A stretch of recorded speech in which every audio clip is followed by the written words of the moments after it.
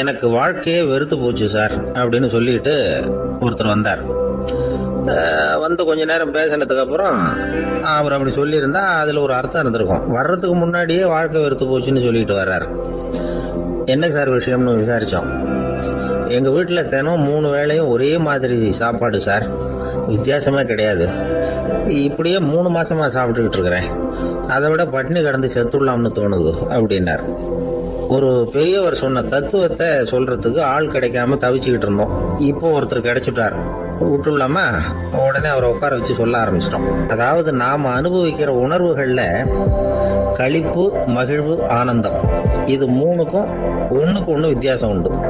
மேம்போக்கா பார்க்கறதுக்கு இது 3 ஒண்ணு மாதிரி தோணும், ஆனா அது அப்படி இல்லை. களிப்புங்கிறது உடம்பை பொறுத்தது, மகிழ்வுங்கிறது மனசை பொறுத்தது, ஆனந்தம்ங்கிறது ஆன்மாவை பொறுத்தது. இப்படி இந்த 3 வகையான அந்த சுவைப்புகளின் தன்மையும் வேற வேற. இப்ப முதல்ல களிப்புங்கிறத எடுத்துக்குவோம். நம்ம புலன்களுக்கு களிப்பை தரக்கூடிய பொருள்களுக்கு சில விசேஷ குணம் உண்டு. அது எப்படின்னா, சீக்கிரமே சலிப்பை உண்டு பண்ணும். ஒருத்தர் அந்த பொருளை எடுத்துக்கிட்டா அது இன்னொருத்தருக்கு குறைஞ்சிரும். உணவு, உடை, இதெல்லாம் களிப்பை தரக்கூடிய பொருள்கள். இப்போ உதாரணத்துக்கு, ஒரு சாப்பாட்டு மேசையில் ஒரு பாத்திரத்தில் 10 இட்லி இருக்கு. அதில் ஒரு 2 இட்லியை நம்ம தட்டில் எடுத்து வச்சு சாப்பிட்றோம். நாம் சாப்பிட்ட அந்த இட்லி நிச்சயமாக எதிரில் உட்காந்துருக்கிறவருக்கு இல்லை, அவருக்கு உபயோகப்படாது. நாம் சாப்பிட்ட அதே இட்லியை அவரும் சாப்பிட முடியாது, அவர் வேற தான் எடுத்து வச்சுக்கணும். அது மாதிரி நாம் ஒரு சட்டையை எடுத்து போட்டுக்கிறோம், அதே சட்டையை அதே நேரத்தில் இன்னொருத்தர் போட்டுக்க முடியாது. புலன்களுக்கு களிப்பை தரக்கூடிய இது மாதிரி பொருள்கள்லாம் முதல் தடவை நமக்கு கொடுக்குற களிப்பை 2வது தடவையும் கொடுக்காது, 3வது தடவை இன்னும் குறையும், கடைசியில் வெறுப்பாக மாறிடும். ஒவ்வொன்றா இட்லியை தொடர்ந்து சாப்பிட்றோம்னு வச்சுக்கோங்க, முதல் இட்லி தரக்கூடிய சுவையை 30வது இட்லி தராது. முதல் தடவை புது சட்டையை போட்டுக்கிறப்ப நமக்கு இருக்கிற களிப்பு அதே சட்டையை 100வது தடவையாக போட்டுக்கிறோம்னு வைங்க, அப்போ இருக்குமா? இருக்காது. இதுதான் களிப்பு. அதாவது சீக்கிரமே சலிப்பை தரக்கூடியது. ஒருத்தர் எடுத்துக்கிட்டா இன்னொருத்தருக்கு குறைஞ்சு போகக்கூடியது. ஆனால் மகிழ்ச்சிங்கிறது அப்படி இல்லை. ஒருத்தர் அனுபவிக்கிறதுனால இன்னொருத்தருக்கு குறைஞ்சு போகாது. இப்போ காலையில் சூரியன் உதயம் ஆகிறத பார்த்து சந்தோஷப்படுறோம், அதையே இன்னொருத்தரும் பார்த்து சந்தோஷப்படலாம். ஒரு நல்ல சங்கீதத்தை கேட்குறோம், ஒரு அழகான ஓவியத்தை ரசிக்கிறோம், நீங்கள் ரசிக்கிற அதே நேரத்தில் இன்னொருத்தரும் அதை ரசிக்கலாம். அதனால் அது குறைஞ்சி போகிறதில்ல. இது மகிழ்வு. ஆனால் ஒன்று, ஒரே பாடலை திரும்ப திரும்ப கேட்டுக்கிட்டு இருந்தால் கடைசியில் அலுப்பு தட்டும். அதாவது மகிழ்வுங்கிறது எப்படின்னா, மற்றவங்களோட பகிர்ந்து கொள்றதுனால குறையாது. ஆனால் ஒரே பொருள் மீண்டும் மீண்டும் அனுபவிப்பை தர்றப்போ முதல்ல மகிழ்வு அதிகரித்து அதுக்கப்புறம் அது மங்கி மறைஞ்சு போகும். இதுதான் அந்த மகிழ்வுங்கிறதுக்கு இலக்கணம். சரி, இப்போ 3வதா சுகம் தரக்கூடிய ஆனந்தம்ங்கிறது எப்படின்னா, இது நமக்கு உள்ளே இருந்து சுரக்கிறது. மனசு சலனங்கள்ல இருந்து விடுபடுறப்போ இந்த ஆனந்தம் நமக்கு கிடைக்கும். இது நிலையான சுகம், ஆத்ம சுகம். களிப்பிலிருந்து மகிழ்வுக்கும், மகிழ்விலிருந்து ஆனந்தத்துக்கும் செல்றதுதான் மனிதன் நடத்த வேண்டிய முக்கியமான பயணம். இவ்வளவு விஷயத்தையும் கேட்டுட்டு இந்த காலத்து பையன் ஒருத்தன் வந்தான். சார், இப்போ நீங்க ஒரு சாப்பாட்டு மேசையில ஒரு 10 இட்லி வைக்கிறீங்க, என்ன உட்கார வைங்க, எதிரில் இன்னொருத்தனை உட்கார வைங்க, நான் களிப்பு மகிழ்வுலாம் தாண்டி நேரடியாக ஆனந்தத்துக்கு பயணம் பண்ணி காட்டுறேன் அப்படின்னா. ஒன்றும் புரியல அவன் சொன்னது. அது எப்படி, அப்படி என்ன பண்ணுவ நீ அப்படின்னு சொல்லி கேட்டோம் ஆச்சரியமா.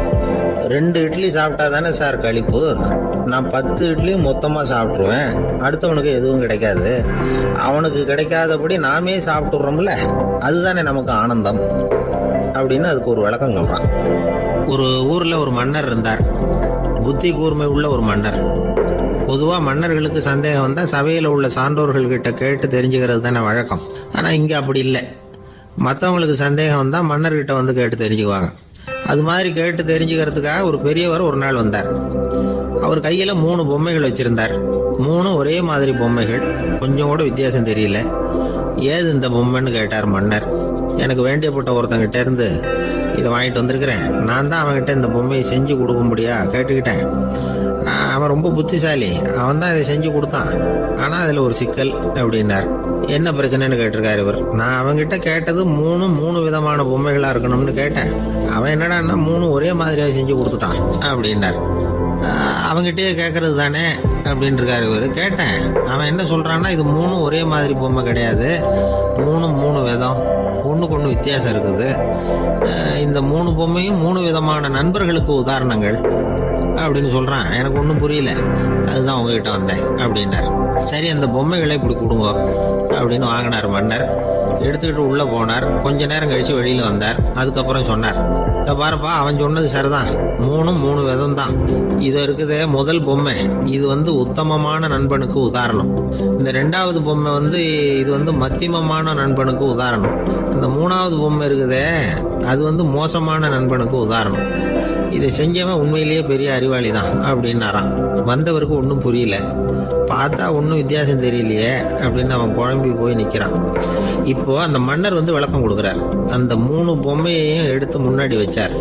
ஒரு மெல்லிய கம்பியை கையில் எடுத்தார். அந்த முதல் பொம்மை காதில் விட்டார். கொஞ்ச தூரம் உள்ளே போய் அப்படியே நின்றுட்டுது அந்த கம்பி. அப்புறம் 2வது பொம்மை காதில் அந்த கம்பியை விட்டார். அந்த கம்பி என்னாச்சுன்னா அப்படியே அது வாய் வழியாக வெளில வந்தது. 3வது பொம்மை காதில் கம்பியை செலுத்தினார். அது நேராக இன்னொரு காது வழியாக வெளியில் வந்தது. இந்த முதல் வகை இருக்குதே, அது மாதிரியான நண்பர்கள் எப்படி தெரியுமா? நம்ம கஷ்டத்தை அவங்கக்கிட்ட சொன்னால் பேசாமல் கேட்டுக்குவாங்க. வெளியில் அதை யாருக்கிட்டையும் சொல்லிகிட்டு இருக்க மாட்டாங்க. வெளியில் தெரியாமல் நமக்கு உதவி பண்ணுவாங்க. செஞ்சுட்டு அதை நான் தான் செஞ்சேன்னு சொல்லிகிட்டு இருக்க மாட்டாங்க. அதுதான் கம்பி ஒரு காது வழியாக போய் உள்ளே நின்றுட்டுது. 2வது பொம்மையில் கம்பி என்னாச்சு, ஒரு காது வழியாக போய் வாய் வழியாக வெளியில் வருது. இது மாதிரியான நண்பர்கள்கிட்ட நாம் கஷ்டத்தை சொன்னால் அதை அவங்க 4 பேர்கிட்ட போய் சொல்லி நமக்காக உதவி கேட்பாங்க. நமக்குன்னு கேட்டு வாங்கி அதை நம்மகிட்ட கொண்டுகிட்டு கொடுப்பாங்க. இவங்க மத்தியமமான நண்பர்கள். 3வது பொம்மையில் ஒரு காது வழியாக செலுத்துகிற கம்பி இன்னொரு காது வழியாக வெளியில் வந்துடுது.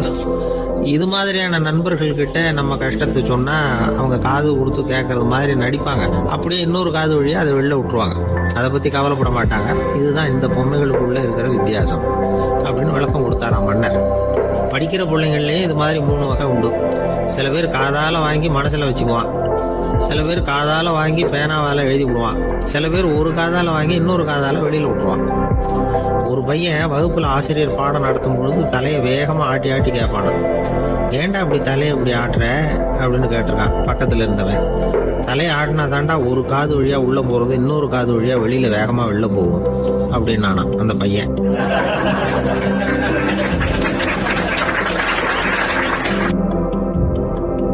அவர் ஒரு பெரிய குடும்பத்தில் பிறந்தவர். இருக்கிற சொத்துக்கள் எல்லாத்தையும் வாரி வழங்கி விட்டு காட்டுக்கு புறப்பட்டார் தவம் செய்யறதுக்காக. இருந்தது பூராவும் கொடுத்துட்டார். இனிமேல் எதுவுமே இல்லை கொடுக்கறதுக்கு.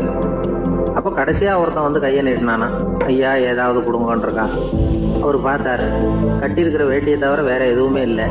8 முழம் பட்டு வேட்டி ஜரிகை கரையோடு இருக்குது. கடைசியாக அதை தான் எடுத்துக்கிட்டு அவர் புறப்பட்டுருக்கார். அவர் பார்த்தார். எதிரில் அவன் பரிதாபமாக நின்றுட்டு இருக்கிறான். அந்த 8 முழ வெட்டியை 2ஆக கிழிச்சார். 4 முழத்தை அவங்ககிட்ட கொடுத்தாரு. மீதி 4 முழத்தை தன்னோட இடுப்பில் கட்டிட்டு அவர் காட்டுக்கு போயிட்டார். இவன் என்ன பண்ணான் தெரியுமா? கையில் கிடைச்ச 4 முழத்தை எடுத்துக்கிட்டு கடை வீதிக்கு போனான். பழைய பட்டு வேட்டி ஜருகை இதையெல்லாம் விலைக்கு வாங்குற வணிகர் ஒருத்தர் இருக்கார். அவர்கிட்ட போனான். இதை விலைக்கு எடுத்துக்கிறீங்களா அப்படின்னு கேட்டிருக்கான். அவர் வாங்கி பார்த்துருக்கார். ஆஹா, இது ரொம்ப அருமையான வேட்டி, விலை உயர்ந்த ஜருகை, இது ஏது உனக்கு அப்படின்னு கேட்டாரான். அவன் நடந்தது சொல்லியிருக்கான். அப்படின்னா ஒன்று செய்ய, இந்த வேட்டியோட இன்னொரு பாதியையும் மெதுவாக வாங்கிட்டு வந்துரு, உனக்கு நிறைய பணம் தர்றேன் அப்படின்னாரான் அந்த வணிகர். இவன் கொஞ்சம் யோசனை பண்ணி பார்த்தான். கொஞ்சம் இருங்க வந்துவிடுறேன் அப்படின்னு சொல்லிவிட்டு நேராக காட்டுக்கு போனான். அவர் எங்கே இருக்காருன்னு தேடி கண்டுபிடிச்சான். அவர் ஒரு இடத்துல தவக்கோலத்தில் இருக்கிறார். கட்டியிருந்த இடவேட்டியும் அவர் அறியாமல் நழுவி கீழே விழுந்து கிடக்குது. இவனுக்கு ரொம்ப வசதியாக போச்சு. அவரை கேட்க வேண்டிய அவசியமே இல்லை. மெதுவாக சத்தம் போடாமல் அடி மேலே அடி வச்சு நெருங்கினான். அவர் கண்ணை மூடிக்கிட்டு அவர் பாட்டுக்கு நின்றுட்டு இருக்கிறார். இவன் மெதுவாக போய் கீழே கிடந்த அந்த துணியை எடுத்துக்கிட்டு சத்தம் போடாமல் திரும்பி நடந்தான். ஒரு 2-3 அடி எடுத்து வச்சிருப்பான். அப்படி ஓட ஆரம்பிக்கிற சமயத்தில் அவன் காலில் கீழே கிடந்த முள் ஒன்று நறுக்குன்னு தைச்சி விட்டுது. வலி தாங்க முடியாமல் அம்மான்னு கத்தியிருக்கான். இந்த சத்தத்தினால கண்ணை மூடி நின்றுக்கிட்டு இருந்த அவரோட தவம் கலைஞ்சது. மெல்ல கண்ணை திறந்து பார்க்குறார். தன் இடையில இருந்த வேட்டி அவன் கையில் இருக்கு. இப்போ அவர் நினைக்கிறார். என்ன நினைக்கிறாருன்னா, இந்த வேட்டி மீது நான் வைத்த ஆசை அல்லவா அவனை திருடனாக ஆக்கி விட்டது அப்படின்னு நினைச்சாராம். இந்த வேட்டி மேலே நாம் வச்ச ஆசை அவனை திருடும்படி ஆக்கிவிடுதே அப்படின்னு நினச்சாராம். இது எப்பேற்பட்ட மனநிலை அப்படிங்கிறத கொஞ்சம் யோசனை பண்ணி பாருங்கள். தான் ஒரு பொருள் மேலே வச்ச பற்று இன்னொரு மனிதன் திருடனாக ஆகிறதுக்கு காரணமாயிட்டுதேன்னு நினைக்கிறார். அப்படி நினைச்ச அந்த பெரியவர் யார் தெரியுமா? அவர் தான் மகாவீரர். இழந்துட்டேங்கிறியே, நீ என்னத்தை கொண்டுகிட்டு வந்த எங்க இழந்துடுறதுக்கு? நீ என்னத்தை உண்டாக்குன இது அழிஞ்சுட்டுதுன்னு சொல்றதுக்கு? இதுதான் அவருடைய சிந்தனை. இன்றைக்கு நம்ம சிந்தனையெல்லாம். ஆந்திர நாட்டில் ஒரு அரசர் இருந்தார். அந்த அரசர்கிட்ட ஒரு அமைச்சர் இருந்தார். அந்த அமைச்சர் பேரு ராயண பாஸ்கர். அவர் ஒரு பெரிய அறிவாளி. அது மட்டும் இல்ல, மிகச்சிறந்த கொடையாளி. யார் வந்து எது கேட்டாலும் இல்லைன்னு சொல்ல மாட்டாராம். அதன் காரணமாகவே அவர்கிட்ட இருந்த செல்வம் நாளுக்கு நாள் குறைஞ்சிக்கிட்டே வந்துட்டு தான். கடைசியில் குடும்பத்துக்குன்னு எதுவும் வைக்காமலே அவர் போய் சேர்ந்துட்டார். மகனும் இறந்துட்டார். அந்த குடும்பத்தில் மிஞ்சி இருந்தது அவருடைய மருமகள், ஒரு பேரன், அவ்வளவுதான். இருந்த ஒரே சொத்து பழுதடைஞ்ச ஒரு வீடு. அந்த அம்மா மற்ற வீடுகளில் வேலை செஞ்சு தன்னுடைய பிள்ளைய படிக்க வச்சுக்கிட்டு வராங்க. அந்த புள்ள ஒரு பெரிய வள்ளலுடைய பேரன்கிறது அந்த பள்ளி வாத்தியார்களுக்கும் தெரியும். அதனால அவங்களும் இவங்கிட்ட கொஞ்சம் அன்பாகவும் அக்கறையாகவும் பழகி பாடம் சொல்லி கொடுத்துக்கிட்டு இருக்கிறாங்க. ஒரு நாள் ஒரு புகழ்பெற்ற கவிஞர் ஒருத்தர் அந்த பள்ளிக்கூடத்துக்கு வந்திருக்கிறார். ஆசிரியர்கள் கிட்ட பேசிக்கிட்டு இருந்தப்ப ஒரு செய்தியை சொன்னாராம். ராயண பாஸ்கருங்கிற வள்ளல் எனக்கு நிறைய உதவிகள் செஞ்சிருக்கார், என்னை பாராட்டி பரிசுகள்லாம் கொடுத்துருக்கிறார். அந்த வள்ளல் வாழ்ந்த கிராமத்தை பார்க்கணுங்கிறதுக்காக தான் இப்போ இங்கே வந்திருக்கிறேன் அப்படின்னாராம்.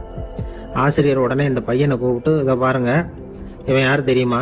நீங்க குறிப்பிடுகிற அந்த வள்ளலின் பேரன் அப்படின்னு அறிமுகப்படுத்தினாராம். கவிஞரின் கண்கள்ல ஆனந்த கண்ணீர். அந்த பரவச நிலையிலேயே அந்த வள்ளலை பற்றி கவி பாட ஆரம்பிச்சுட்டாராம். இந்த சின்ன பையன் அதை கேட்டிருக்கிறான்.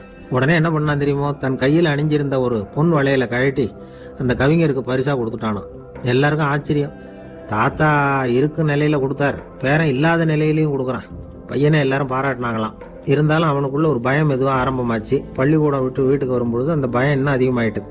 அம்மா என்ன சொல்லுவாங்களோ தெரியலையே, ஏதோ திடீர்னு தோணிச்சு வளையல கட்டி கொடுக்கணும்னு கொடுத்துட்டோம். குடும்பம் இருக்கிற நிலையில இப்படி நான் செஞ்சது தப்பா? வீட்டு செலவுக்கே அம்மா எவ்வளவு கஷ்டப்படுறாங்க, வீட்டுக்கு போனதும் என்ன நடக்குமோ தெரியலையே அப்படின்னு நினைச்சு பயந்துக்கிட்டே அவன் வீட்டுக்குள்ள அடி எடுத்து வைக்கிறான். அம்மா கூப்பிட்டு சாப்பாடு போட்டாங்க. அவங்க கண்ணில் படக்கூடாதுங்கிறதுக்காக ஒரு கையை பின்னாடி மறைச்சிக்கிட்டே இருந்தான். அம்மா இதை கவனிச்சுட்டாங்க. ஏய், உன் கையை ஏன் அப்படி வச்சிருக்கிற? உன் கைக்கு என்னாச்சு? ஏதாவது அடிபட்டு போச்சா அப்படின்னு கேட்டுக்கிட்டே கையை எடுத்து பார்க்குறாங்க. வளையல காணலை. வளையல் எங்க அப்படின்னு கேட்குறாங்க. இவன் தயங்கிக்கிட்டே நடந்ததை சொல்கிறான். அது கேட்டதும் அந்த அம்மாவோட முகம் கோபத்தால் செவந்து போச்சான். முட்டாளே, என்ன காரியம் பண்ண அப்படின்னு கன்னத்தில் அரைஞ்சிட்டாங்களாம். அம்மா, என்னை அடிக்காத, ஏதோ தெரியாமல் தப்பு பண்ணிட்டேன் அப்படின்ட்டு இருக்கான். மகனே, வளையலை கொடுத்ததுக்காக நான் உன்னை அடிக்கலை அப்படிங்க, பின்ன எதுக்கு அடித்தேன்னு கேட்டிருக்கான். உன் பாட்டனார் வந்து ஒரு பெரிய வள்ளல். அவர் எதையும் பாதி வேலையை செய்யறதில்ல. அவருடைய பேரை நீ அரைகுறை வேலை செஞ்சுட்டு வந்திருக்கிற அப்படின்னாங்களாம். என்னம்மா சொல்கிறேன்னு இருக்கான். நீ ஒரே ஒரு வளையலை மட்டும்தானே கட்டி கொடுத்துருக்குற. கொடுக்கறதா இருந்தால் ரெண்டையும் சேர்த்துல கொடுத்துருக்கணும். அதுதானே உங்கள் தாத்தாவுக்கு பெருமை அப்படின்னாங்களாம். அம்மா, தெரியாமல் இப்போ செஞ்சுட்டேன், உங்ககிட்டையும் அரை வாங்கிட்டேன் அப்படி இப்படின்னு அவன் சொல்லியிருக்கிறான். இப்போ அம்மா கொஞ்சம் இருங்க, அந்த கவிஞர் இன்னைக்கு நம்ம ஊரில் தான் தங்கியிருப்பார். நாளைக்கு காலையில் தான் அவர் வந்து எங்கே இருக்காருன்னு விசாரித்து இன்னொரு வளையலையும் கொடுத்துட்றேன் அப்படின்ட்டுருக்கான். மகனே, நல்ல செயல்களையெல்லாம் நாளைக்குன்னு ஒத்தி போடாத. நாளைக்கு என்ன நடக்குங்கிறது யாருக்கு தெரியும்? இப்போவே போ, எங்கே இருக்காருன்னு பாரு அப்படின்ட்டு இருக்காங்க. மகன் புறப்பட்டான். பள்ளி ஆசிரியர்கிட்ட போய் கேட்டானான் அந்த கவிஞர் எங்கே இருக்காருன்னு. அவர் சொன்னாராம். உடனே போய் அவர் இருக்கிற இடத்துல கதவை தட்டியிருக்கான். ராத்திரி நேரத்தில் இவனை கண்டதும் அவருக்கு ரொம்ப ஆச்சரியம். இவன் இன்னொரு கை வளையலையும் எடுத்து நீட்டியிருக்கான். அவர் திகைச்சு போய் நிற்கிறார். அவரால் என்ன பண்ணுறதுன்னே தெரியல. ஆனந்த கண்ணீர். இது வந்து பெரியவர்கள் கூற கேட்ட ஒரு வரலாறு. இன்னைக்கு இப்படிப்பட்டவங்களை பார்க்க முடியுமா? வறுமை வந்து வள்ளல் தன்மையை ஒன்றும் செய்து விடாதுங்கிறதுக்கு இது ஒரு உதாரணம். ஒருத்தன் இன்னொருத்தனை பார்த்து கேட்டானா, எங்கள் தாத்தா உங்கள் தாத்தாவுக்கு 100 ரூபா கடன் கொடுத்துருக்கிறார், அதை எப்போ திருப்பி கொடுக்க போறேன்னு. கவலைப்படாத, எங்கள் பேரன் அதை உங்கள் பேரன்ட்ட திருப்பி கொடுத்துருவான் அப்படின்னு நானா அவன்.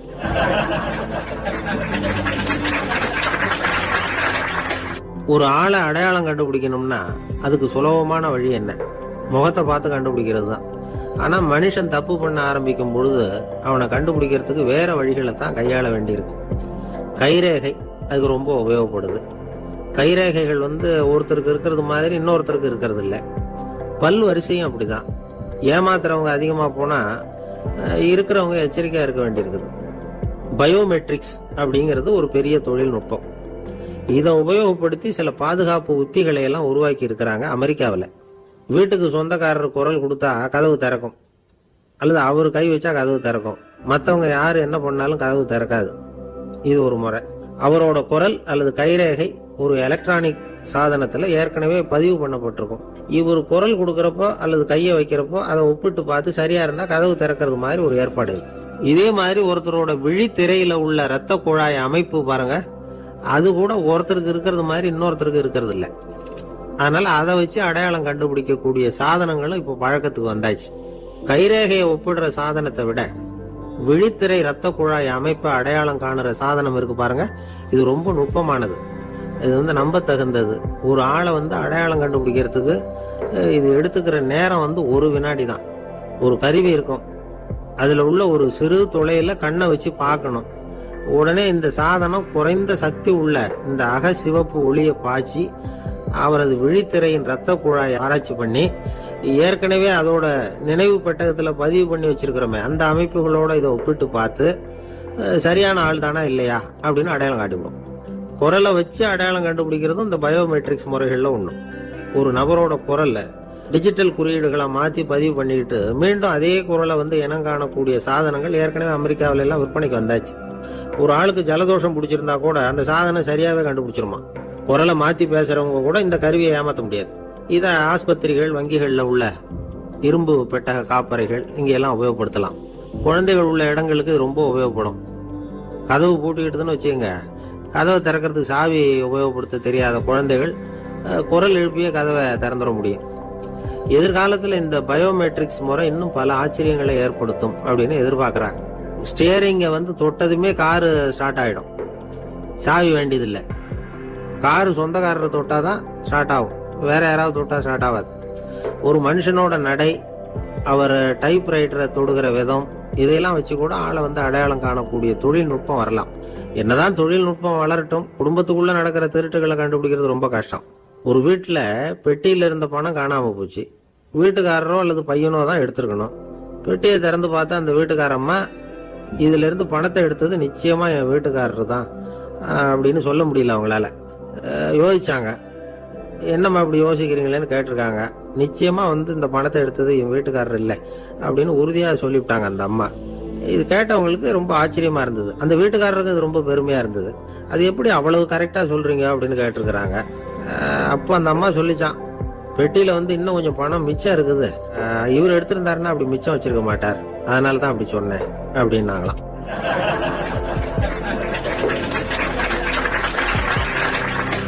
ஒரு ஊர்ல ஒரு ஆள் இருந்தான், நிறைய பணம் சேர்த்தான். அவனுக்கு சம்பாதிக்க தெரியுமே தவிர செலவு பண்ண தெரியாது, மகா கஞ்சன். காசை கையில எடுக்கவே மாட்டான், எடுத்தா செலவு செய்ய வேண்டியிருக்குமே, அதனால இப்படியே அவன் காலத்தை ஓட்டி விட்டான். வயசாயிட்டுது. அவனுடைய மனைவி ஒரு நாள் கேட்டாங்க, இவ்வளவு நாளா நீங்க என்ன எங்கேயுமே அழைச்சிட்டு போனதில்ல, இப்போவாவது அழைச்சிட்டு போகக்கூடாதா அப்படின்னாங்க. எங்க போகணும் சொல்லுன்னா, காசிக்கு போகணும், கங்கையில குளிக்கணும்னாங்க. இவன் பார்த்தான், இதுக்கு ஏன் அவ்வளவு தூரம் செலவு பண்ணிட்டு போகணும், நம்ம ஊர் ஆத்துலயே குளிக்கலாமே, இதுவும் புண்ணிய நதி தான், இங்க குளிச்சா அங்க குளிச்ச பலன் கிடைச்சிரும் அப்படின்னா. சரின்னு 2 பேரும் ஆத்தங்கரைக்கு போனாங்க. அன்னைக்கு ஏதோ விசேஷம், நிறைய கூட்டம், நிறைய பேர் குளிச்சுக்கிட்டு இருக்கிறாங்க. கரையில சில புரோகிதர்கள் நின்றுகிட்டு இருக்கிறாங்க. குளிக்கிறதுக்கு முந்தி அவங்க கிட்ட உட்காந்தா ஏதோ மந்திரம்லாம் சொல்லுவாங்க, கொஞ்சம் காசு கொடுக்க வேண்டியிருக்கும். அதனால இவன் என்ன பண்ணா, ஆத்தங்கரையிலேயே கொஞ்சம் தூரம் போனான், ஊரை விட்டு தள்ளி வந்துட்டான், அங்க யாருமே இல்லை. அப்பாடான்னு சந்தோஷப்பட்டான், குளிக்கலாம்னு புறப்பட்டான். இந்த நேரம் கடவுள் பார்த்தார், இந்த கஞ்சனுக்கு ஏதாவது புத்தி போகட்டணும் அப்படின்னு நினைச்சார்.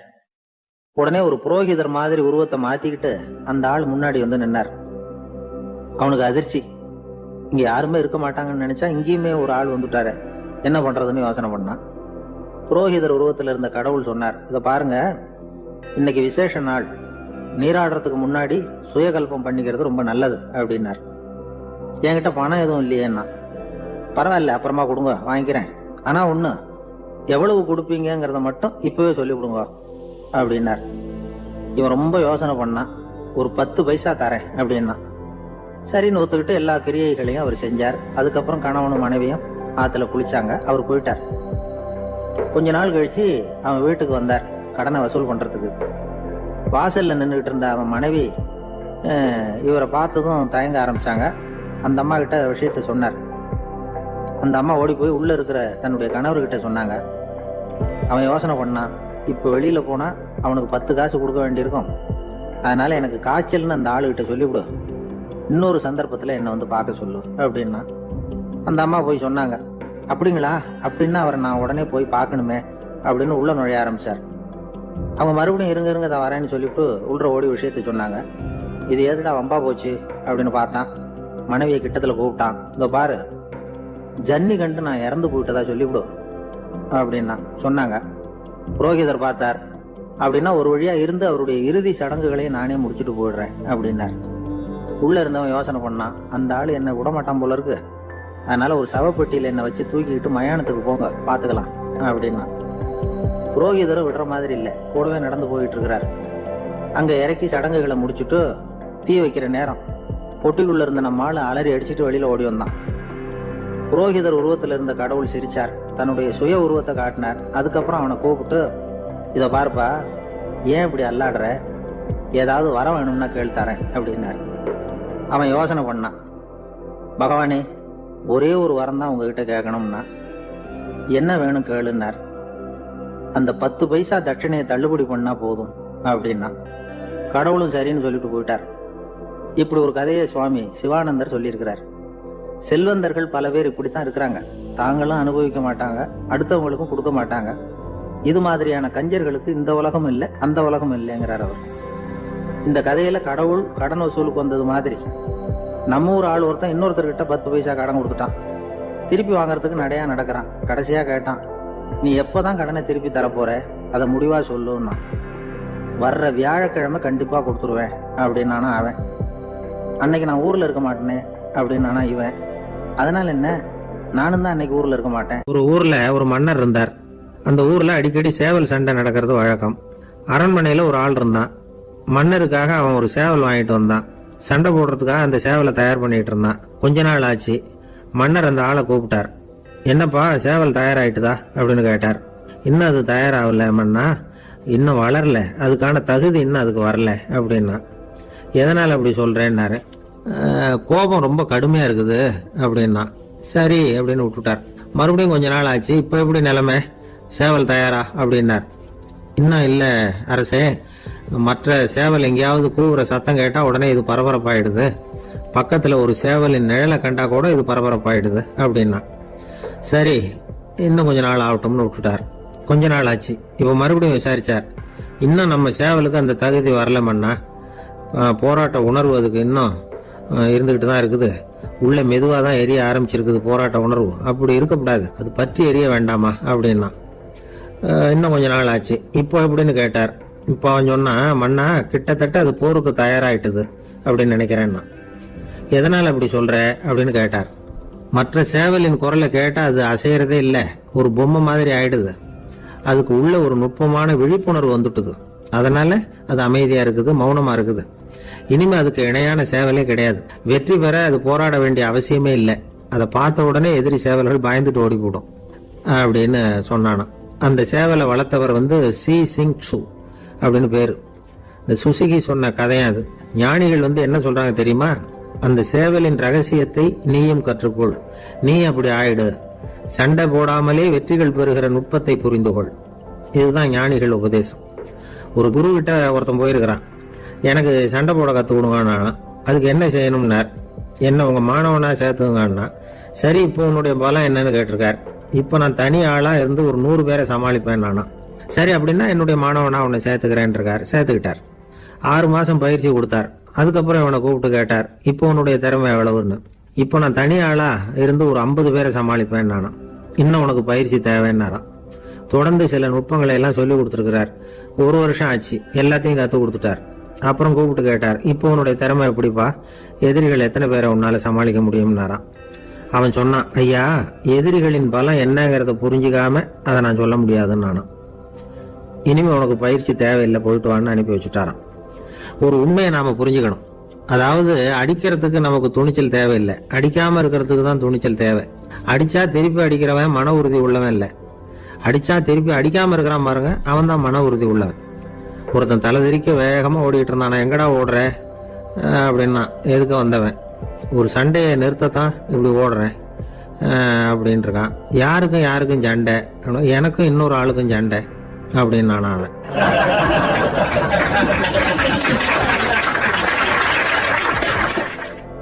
ஒரு ஊர்ல ஒரு மன்னர் இருந்தார். அழகான அரண்மனையில அவர் இருந்தார். அந்த அரண்மனையை விட அழகா ஒரு மாளிகையை அந்த ஊர்லயே வேற ஒருத்தன் கட்டியிருந்தான். அப்படி கட்டி முடிச்சதுல அவனுக்கு ரொம்ப பெருமை. எத்தனையோ செல்வந்தர்கள்லாம் வந்து பார்த்துட்டு, இந்த மாளிகையை விலைக்கு கொடுத்துடுறியா, எவ்வளவு விலை சொன்னாலும் சரி நாங்க வாங்கிக்கிறதுக்கு தயாரா இருக்கோம் அப்படின்னு சொல்லி கேட்டு பார்த்துட்டாங்க. நான் இதை விற்கிறதுக்கு தயாரா இல்லை அப்படின்னு சொல்லிவிட்டான். அவ்வளவு சிறப்பா கலை அம்சத்தோடு அதை கட்டி முடிச்சிருக்கிறான். அதுவே ஒரு பெரிய அரண்மனை மாதிரி இருந்ததுன்னா பாத்துங்களேன். சுற்றிலும் அழகான பூந்தோட்டம். ஒரு நாள் அவன் எங்கேயோ வெளியூர் போயிட்டு திரும்பி வந்துகிட்டு இருக்கிறான். அப்போ அந்த மாளிகை தீப்பெட்டி எரிஞ்சுக்கிட்டு இருக்கு. பதறி போட்டான். விலைக்கு கேட்டவங்க யாராவது இதை செஞ்சிருக்கணும், இல்லைன்னா மன்னரே செய்த சதியோ என்னவோ, இப்படிலாம் அவனுக்கு சந்தேகம். ஒரு மூலையில உட்காந்து அழ ஆரம்பிச்சுட்டான். அந்த சமயத்துல அவனுடைய மகன் அங்க ஓடி வந்தான். அப்பா அழாதீங்க, இதை நான் நேற்று ராத்திரியே நம்ம ஊர் மன்னருக்கு வித்துட்டேன். இதை கட்டி முடிக்க நமக்கு எவ்வளவு செலவாச்சோ அதை போல 3 மடங்கு விலைக்கு வித்துட்டேன். கவலைப்படாதீங்க, இதை விட அழகான மாளிகையை நாம புதுசா கட்டிக்கலாம்னா. இதை கேட்டதும் அழுதுகிட்டு இருந்தவன் அழுகையை நிறுத்தினான். சிரிக்க ஆரம்பிச்சுட்டான். இதே இடத்த நான் வந்து மன்னர்கிட்ட இருந்து விலைக்கு வாங்குவேன், இதை விட அழகான மாளிகையை கட்டுவேன் அப்படின்னு சுத்தி நின்ன எல்லார்கிட்டையும் சொல்லிட்டு இருந்தான். இந்த சமயத்துல அவனோட இளைய மகன் ஓடி வந்தான். அப்பா, அண்ணன் சொன்னதெல்லாம் சரிதான், மன்னர்கிட்ட விலை பேசினதெல்லாம் உண்மைதான். ஆனா வித்தது பேச்சு அளவுல தான். இனிமேதான் பத்திரம் வாங்கணும், எழுதணும், நீங்க கையெழுத்து போடணும், பதிவு பண்ணணும், மன்னர்கிட்ட பணம் வாங்கணும். அதுக்காகத்தான் உங்களை எதிர்பார்த்துக்கிட்டு இருந்தோம். அதுக்குள்ள இப்படி ஆயிட்டுதுன்னா. இப்ப சிரிச்சுக்கிட்டு இருந்தவன் சிரிப்பை நிறுத்தினான். மறுபடியும் குழந்தை மாதிரி அழ ஆரம்பிச்சுட்டான். இது ஒரு சம்பவம். இதுல இருந்து என்ன தெரியுது? அந்த அழகான மாளிகை தன்னுடையது அப்படின்னு நினைக்கும் பொழுது அவனுக்கு அழுகை வந்தது.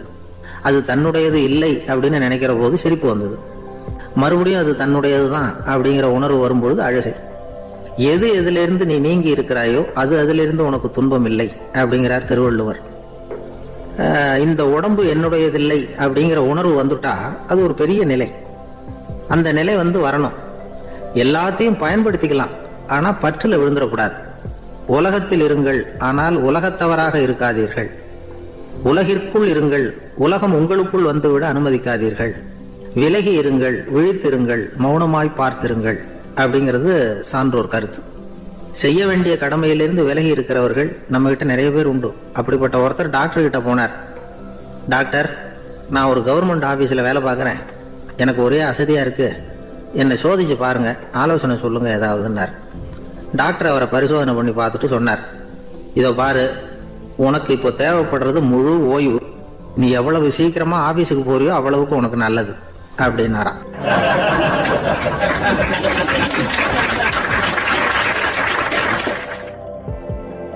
கப்பல் கடல்ல போயிட்டு இருக்கு.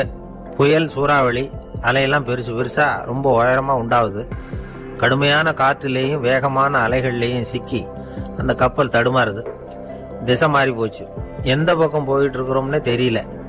அந்த கப்பலை செலுத்திக்கிட்டு இருந்த மாலுமி ரொம்ப சாமர்த்தியமா செயல்பட்டார். தன்னுடைய அறிவாற்றலையும் திறமையையும் முழுமையா பயன்படுத்தினார். அந்த கப்பலை கட்டுப்படுத்தினார். மெதுவா அந்த சூறாவளியிலிருந்து கப்பலை காப்பாத்தி கரைக்கு கொண்டுட்டு வந்து சேர்த்துட்டார். மாலுமின்னு ஒருத்தர் இருந்ததுனால அந்த மரக்கலம் காப்பாற்றப்பட்டது. மாலுமின்னு ஒருத்தர் இல்லைன்னு வச்சுக்குங்க, அந்த கப்பலோட கதி என்னவா இருக்கும் யோசிச்சு பாருங்க. ஒரு கோபக்காரனுடைய நிலைமையும் அப்படித்தானா. கோபக்காரன்கிறவன் ஒரு மாலுமி இல்லாத மரக்கலம் அப்படிங்கிறார் நபிகள் நாயகம்.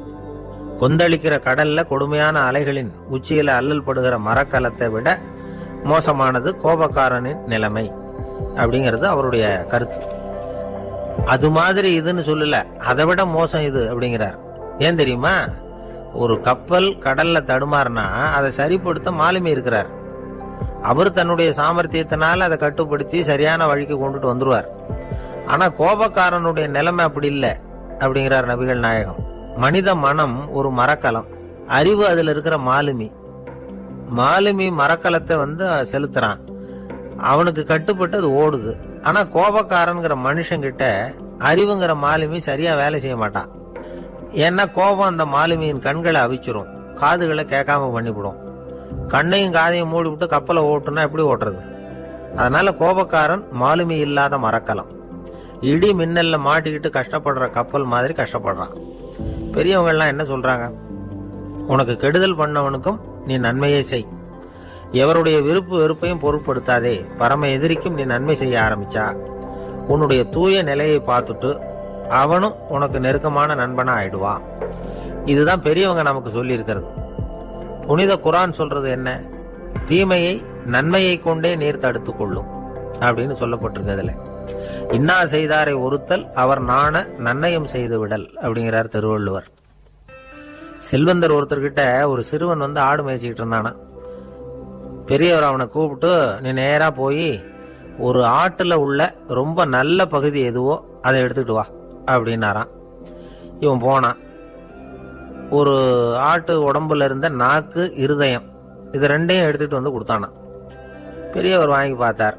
அதுக்கப்புறம் இப்ப நீ போய் இன்னொரு ஆட்டுல இருக்கிற ரொம்ப கெட்ட பகுதி எதுவோ அதை எடுத்துட்டு வா அப்படின்னாராம். இவன் போய் எடுத்துட்டு வந்தான். அவன் கையில இருந்தது மறுபடியும் அதே மாதிரி நாக்கு, இருதயம், இது ரெண்டும் தான். என்னது இப்பவும் அதையே கொண்டுட்டு வந்திருக்கிற அப்படின்னாராம் பெரியவர். இவன் சொன்னானா, ஒரு உடம்புல உள்ள ரொம்ப நல்ல பொருளும் இதுதான், ரொம்ப கெட்ட பொருளும் இதுதான் அப்படின்னானா. இளம் வயசுல இப்படி பதில் சொன்னவர் தான் பேரறிஞர் லுக்மானுல் ஹக்கீம் அவர்கள். கோபப்படாம இருந்தா இது ரெண்டும் நல்லா வேலை செய்யும், கோபப்பட்டா இது ரெண்டும் மோசமா வேலை செய்யும். அதை புரிஞ்சுக்கிறதுக்காகத்தான் இன்னைக்கு இந்த தகவல். கோபம் வந்துட்டா நாம என்ன செய்யறோங்கிறது நமக்கே தெரியாது. ஒருத்தர் டாக்டர் கிட்ட போனார் அவசரமா. டாக்டர், எனக்கு இப்ப கடுமையான கோப வெறி, எனக்கு கண்ணு மண்ணு ஒன்னும் புரியல, உடனடியாக அதை கட்டுப்படுத்தணும், உடனே இதுக்கு ஏதாவது ஒரு மாத்திரை கொடுங்க ப்ளீஸ் அப்படின்னார். அந்த டாக்டரும் உடனே ஒரு மாத்திரையை கொடுத்து, இதை உடனே போடுங்க, நான் தண்ணி கொண்டுட்டு வரேன்னு உள்ள போனார். தண்ணியோட திரும்பி வந்தார். இவரு சொன்னார், டாக்டர், நீங்க கொடுத்த மாத்திரை ரொம்ப பெருசா இருந்தது, இருந்தாலும் கஷ்டப்பட்டு முழுங்கிட்டேன்னார். டாக்டர் சந்தேகத்தோட மேசையை பாக்குறார். பார்த்தா மாத்திரை அங்கேயே இருக்குது, பேப்பர் வெயிட்ட காணல.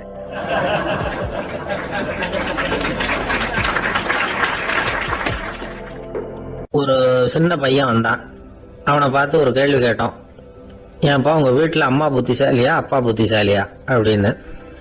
அவன் அலட்சியமா நம்மளை பார்த்து சிரிக்கிறான். என்ன சார் இது, இந்த காலத்துல இது கூட தெரியாம இருக்கிறீங்களே அப்படிங்கிறான். ஒரு சின்ன பையன் நம்மளை பார்த்து இப்படி கேட்டு விட்டானே அப்படின்னு நினைக்கிறப்போ நமக்கு ஒரு மாதிரி ஆயிடும். அதுக்கப்புறம் தான் இந்த தாத்தா பாட்டி எல்லாம் சொல்ற ஒரு கதை ஞாபகத்துக்கு வந்தது. அது என்ன கதை தெரியுமா? ஒரு ஊர்ல ஒரு அம்மாவும் பிள்ளையும் இருந்தாங்களாம். அந்த மகனுக்கு திடீர்னு தேசாந்திரம் போய் வரணும்னு ஆசை வந்துட்டுது. ஊரா போய் சுத்தி பார்க்கணுங்கிற ஆசை. அந்த அம்மாவுக்கு இது பிடிக்கல. மகனை பிரிஞ்சு இருக்கிறதுக்கு அவங்க மனசு இடம் கொடுக்கல. வேணாப்பான்னு சொல்லி பார்த்தாங்க, அவன் கேட்கல. திடீர்னு புறப்படவும் செஞ்சுட்டான். சரி, இனிமே அவனை தடுக்க முடியாதுன்னு முடிவு பண்ணிட்டாங்க அந்த அம்மா. இருந்தாலும் புத்திசாலித்தனமா ஒரு யோசனை பண்ணாங்க. மகனை கிட்டத்துல கூப்பிட்டாங்க. அவங்ககிட்ட சொன்னாங்க, இதை பாருப்பா, நீ தேசாந்திரம் போறதுன்னு தீர்மானம் பண்ணி விட்ட, அதை நான் தடுக்கல, போயிட்டு வந்துடும். ஆனா போறதுக்கு முன்னாடி எனக்கு ஒரு வாக்குறுதி கொடுத்துட்டு போ அப்படின்னாங்க. போறப்போ ராத்திரியா இருந்தாலும் பகலா இருந்தாலும் சரி, புளிய மரத்து நிழல்ல தான் தங்கணும். திரும்பி வர்றப்போ இரவும் பகலும் நீ வந்து வேப்ப மரத்து நிழல்லே தங்கணும் அப்படின்னாங்க. சரி, அப்படியே செய்யறேன்னு சொல்லி வாக்குறுதி கொடுத்தான் பையன். புறப்பட்டு போனான். போற வழியில புளிய மரத்து நிழல்லையே தங்கினான், தூங்கினான். அப்படி போயிட்டே இருந்தா 7வது நாள் அவன் உடம்பு சுகம் இல்லாம போயிட்டுது. ரொம்பவும் பலவீனம் ஆயிட்டான். இனிமே நடக்க முடியாதுங்கிற நிலைமை வந்துட்டுது. யோசிச்சு பார்த்தான். சரி, இதுக்கு மேல வந்து போக வேண்டாம் அப்படின்னு முடிவு பண்ணிட்டு திரும்பி வர ஆரம்பிச்சுட்டான். திரும்பி வர்றப்போ வழியில வேப்ப மரத்து நிழல்லையே தங்கி வந்தான். நாளுக்கு நாள் உடம்பு சரியா வந்துட்டுது. 7வது நாள் வீட்டுக்கு வந்து சேர்றான். உடம்பு பழையபடியே கலகலப்பாயிட்டுது. பூரண சுகம். தேசாந்திரம் போன பையன் திரும்பி வந்துட்டானே அப்படின்னு அந்த அம்மா ஆச்சரியப்படலை. ஏன்னா அவங்களுக்கு தெரியும் இப்படி ஆகும்னு. பையன் சீக்கிரமா திரும்பி வரணுங்கிறதுக்காக தான் அவங்க அந்த யோசனையை சொன்னாங்க. என்ன விஷயம்ங்கிறதையும் அவங்களே சொன்னாங்க. மகனே, புளிய மரத்து நிழல் உடம்புக்கு உஷ்ணத்தை கொடுக்கும், சீக்க உண்டாக்கும். அதனால நீ வந்து தொடர்ந்து புளிய மரத்து நிழல்ல தங்கினாவே நோய்க்கு வந்து ஆளாயிட்ட. அதனால நல்ல பயணத்தை வந்து முடிச்சுக்கிட்டு திரும்பி வரணுங்கிற முடிவுக்கு வந்துட்ட. திரும்பி வர்றப்போ நீ தங்கினது வேப்ப மரத்து நிழல், அது உடம்புக்கு வந்து குளிர்ச்சியை தரக்கூடியது, நோயை தீர்க்கக்கூடியது. அதனால சுகமா வீட்டுக்கு வந்து சேர்ந்துட்ட. உன்னோட தேசாந்திர பயணத்தை தடுக்கிறதுக்காக தான் இப்படி பண்ணனேன் அப்படின்னாங்களாம் அந்த அம்மா. பாத்தீங்களா அம்மாவோட புத்திசாலித்தனத்தை? அப்பா இருந்தா இப்படியா பண்ணுவார்? ஒரு அப்பா வந்து பையன்கிட்ட 10 ரூபா கொடுத்து, இதை எடுத்துக்கிட்டு அடுத்த ஊருக்கு போய் அங்க இருக்கிற மாமா கிட்ட இதை கொடுத்துட்டு வாடா வழியில் எங்கேயாவது மரத்தடியில் படுத்து தூங்கி விடாதே அப்படின்னு எச்சரிக்கை பண்ணி அனுப்புனாராம். பையனுக்கு எச்சரிக்கையா வாழறது எப்படிங்கிறத கத்துக் கொடுக்கறதுக்காக இப்படி பண்ணார். அவன் பணத்தை வாங்கிட்டு போனான். அப்பா சொன்னதை மறந்துட்டு ஒரு மரத்தடியில படுத்து தூங்கிட்டான். அவனுக்கு தெரியாம அவன் பின்னாடியே போன அப்பா அவன் கையில இருந்த அந்த 10 ரூபாய் நைஸா எடுத்துட்டு வந்துட்டார். அவன் பையில தானே வச்சிருந்தான், அது தெரியாம எடுத்துட்டு வந்துட்டார். அவன் தூங்கிட்டு இருக்கான். எடுத்துட்டு ஒரு மறுபடியும் வீட்டுக்கு வந்துட்டார். பையன் முழிச்சுக்கிட்டு பைய தடவி பார்க்கறான், பணத்தை காணும். அழுகிட்ட திரும்பி வந்தான். அப்பா கிட்ட விஷயத்த சொன்னான். அப்பா சிரிச்சுக்கிட்டே சொன்னார், அதுக்குதான்ப்பா ஆரம்பத்திலேயே எச்சரிக்கை பண்ணினேன், இனிமேலாவது நீ ஜாக்கிரதையா இருக்கணும் அப்படிங்கிறதுக்காக தான் இப்படி பண்ணினேன். அந்த பணம் எங்கேயும் போயிடல, நான் தான் அதை உனக்கு தெரியாம எடுத்து வச்சிருக்கிறேன். இதோ பாரு அப்படின்னு சொல்லிட்டு சைடு பாக்கெட்ல கையை விட்டா அது ஓட்டையா இருக்கு. அதை எவனோ ஏற்கனவே கத்திரிச்சு எடுத்துட்டு போயிட்டான். இப்ப அப்பா முகத்துல அசடு வழிஞ்சுதான்.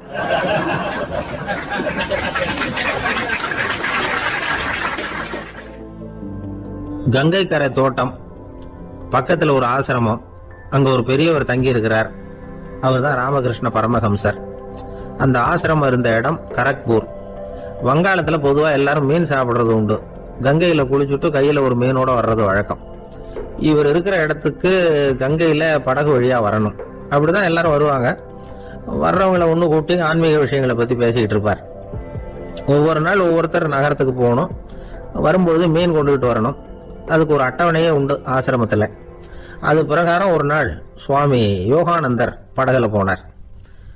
படகை செலுத்தினவங்க ராமகிருஷ்ணரையும் சுவாமி யோகானந்தரையும் மற்றவங்களையும் பித்தர்கள் அப்படின்னு சொல்லி ஏளனமா பேசினாங்க. அவங்க என்ன பைத்தியம் பிடிச்சவங்க அப்படிங்கிறது மாதிரி. சுவாமி யோகானந்தருக்கு ரொம்ப மென்மையான இதயம். இவங்க இப்படி கண்ணாபின்னான்னு பேசுறத பார்த்தா மீனை வாங்கிட்டு திரும்புறப்போ என்ன நடக்குமோ அப்படிங்கிற பயம் வேற வந்துட்டு அவருக்கு. அவ்வளவு மென்மையானவர். இதை தெரிஞ்சுக்கிட்ட ராமகிருஷ்ணர், யோகானந்தா இங்க வா அப்படின்னு கூப்பிட்டார். இவரு கண்ணீரை தொடச்சிக்கிட்டே கிட்ட போனார். சொன்னார், ஐயா, படகு ஓட்டுறவங்க உங்களை பத்தி மோசமா பேசுறாங்க. என்ன திட்டினா பரவாயில்ல, ஆனா உங்களை அவங்க திட்டுறாங்க, அதை என்னால தாங்கிக்க முடியல அப்படின்னார். இதை கேட்டதும் ராமகிருஷ்ணருக்கு கோபம் வந்துட்டுதான். என்னது, உன்னுடைய குருவை பத்தி அவங்க மோசமா பேசும்பொழுது நீ சும்மா இருந்தியா? வெளியில போ அப்படின்னு விட்டார். குரு நிந்தனை செய்யறப்போ அதை கேட்டுக்கிட்டு சும்மா இருக்கலாமா? குரு நிந்தனையை கேட்டா பாவம் இல்லையா? என்னை தூற்றும் போது அவங்க பாவம் செய்யறாங்க. அதை கேட்டுக்கிட்டு நீ சும்மா இருந்தா நீயும் பாவம் செய்யற அப்படின்னாராம். அடுத்த நாள் சுவாமி நிரஞ்சனானந்தர் போக வேண்டிய நாள். இவர் படகுல போகும்பொழுதும் அதே மாதிரி நடந்துதான். அவங்க மோசமா பேச ஆரம்பிச்சாங்க, திட்ட ஆரம்பிச்சாங்க. அப்படி கேலி பண்ண ஒருத்தனை இவர் என்ன பண்ணார், பலார்னு கன்னத்துல அரைஞ்சுட்டார். இன்னொருத்தனை கங்கையில தூக்கி எறியறதுக்கும் தயாராயிட்டார். அதுக்கப்புறம் அவங்க யாரும் வாயை திறக்கல. மீன் வாங்கிட்டு வர்றப்பவும் படகுல ஒரே அமைதி. அவ்வளவு பயம் அவங்களுக்கு. ராமகிருஷ்ணர் கூப்பிட்டு விசாரிச்சார் என்ன நடந்ததுன்னு. இவர் சொன்னார், அவரு யோகானந்தா போகும்பொழுது என்ன நடந்ததோ அப்படியே தான் இப்பவும் நடந்தது. குரு நிந்தனை செய்யறத கேட்டுக்கிட்டு நான் சும்மா இருப்பேனா? ஒருத்தனை அப்படியே அரைஞ்சுட்டேன், இன்னொருத்தனை ஆத்துல தூக்கி போட்டுருவேன்னு பயமுறுத்தினேன், அவ்வளவுதான் அப்படின்னாராம். இப்பவும் ராமகிருஷ்ணருக்கு கோபம் வந்துட்டு தான். என்ன இது, அணியறது காஷாயம், இருக்கிறது ஆசிரமம், உனக்கு இவ்வளவு கோபம் வந்ததுன்னா அப்புறம் என்னத்துக்கு ஆசிரமத்தில் இருக்கணும்? பிரம்மச்சாரி எப்பவும் அமைதியா இருக்கணும் அப்படின்னு அறிவுரை சொன்னாராம் ராமகிருஷ்ணர். அப்போ இவர் கேட்டாராம், ஏங்க அவருக்கு ஒரு விதமான அறிவுரை சொன்னீங்க, எனக்கு வேற விதமா அறிவுரை சொல்றீங்க, இதுல எது உண்மை அப்படின்னு கேட்டிருக்கார். இதுக்கு ராமகிருஷ்ணர் சொன்ன பதில் என்னன்னா, அட அசடே, சக்கரத்துல காத்து அதிகமா இருந்தா குறைக்கணும், குறைச்சலா இருந்தா கூட்டணும். அவன் சாது, அவனுக்கு அதிக உணர்ச்சி தேவை, உனக்கு படபடப்பு அதிகம், உனக்கு பொறுமை தேவை அப்படின்னாராம். இதுல உள்ள கருத்து என்னன்னா, கல்விங்கிறது எப்படின்னா அதை சூழ்நிலைக்கு தகுந்த மாதிரி கற்பிக்கணும். எல்லாருக்கும் ஒரே மாதிரி கற்பிக்க கூடாது. கேட்கிற ஒரு தகுதி, புரிஞ்சுக்கிற திறமை, இதை பொறுத்து கல்வி அமையணும். ஆரம்ப காலத்துல ஒரு குரு, அப்போ ஒரு சீடன் இருந்தான். அது வேடிக்கையான குரு, வேடிக்கையான சீடன். ஒரு ஆசிரமம். ஒரு நாள் ஒருத்தன் அவசரமா அந்த குருவை தேடி வந்திருக்கிறான். என்ன விஷயம்னு விசாரிச்சார் குரு. உங்க சீடர் என்னை அடிச்சுட்டார் அப்படின்னு புகார் பண்ணானா அந்த ஆள். குரு சீடனை கூப்பிட்டார். அடிச்சியா இந்த ஆளை அப்படின்னு கேட்டாராம். ஆமான் இருக்கான் சீடன். ஏன் அடிச்சே அப்படின்னு கேட்டாராம். இந்த ஆள் உங்களை பத்தி மட்டமா பேசிவிட்டான், என்னால் அதை தாங்கிக்க முடியல, அதனாலதான் அடிச்சுட்டேன் இருக்கான். அப்படி என்ன பேசினா அப்படின்னு கேட்டாராம். உன்னுடைய குருநாதர் இப்பெல்லாம் அர்த்தமில்லாம பேச ஆரம்பிச்சுட்டார் அப்படின்னு சொல்லிவிட்டான், அதனாலதான் அடிச்சுட்டேன் அப்படின்னு நானா. அதுக்காக அடிச்சே அப்படின்னாராம். நான் அதுக்காக அடிக்கல குருவே, இப்பெல்லாம் நீங்க அர்த்தம் இல்லாம பேசுறதாக அவன் சொல்றான். அப்படின்னா இதுவரைக்கும் நீங்க அர்த்தத்தோட பேசினதாகத்தானே அர்த்தம். அது தப்பு தானே, அதனாலதான் அடிச்சேன் அப்படின்னு நானா.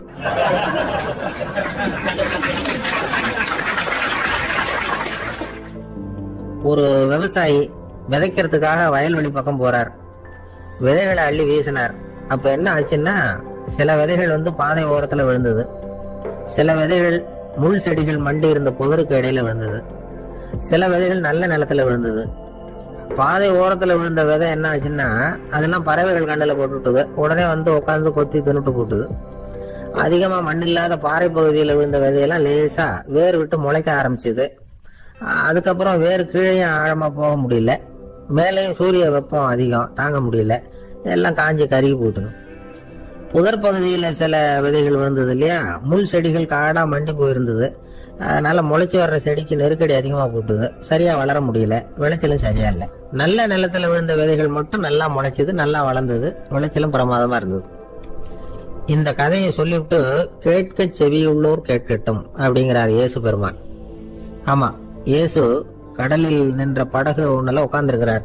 கடற்கரையில ஏராளமான மக்கள் உட்கார்ந்துருக்கிறாங்க. அந்த சமயத்துலதான் இயேசு ஓமைகள் மூலமா மக்களுக்கு பல உண்மைகளை சொல்லிட்டு இருக்கிறார். மக்கள் அந்த கதையை கேட்டுட்டு ஒன்னும் புரியாம முழிக்கிறாங்க. அத கவனித்த இயேசு அந்த ஓமையை விளக்க ஆரம்பிச்சார். இதுல அந்த விதைக்கிறவர் தான் இறைவன். அவருடைய வார்த்தைகளை விதைக்கிறார்.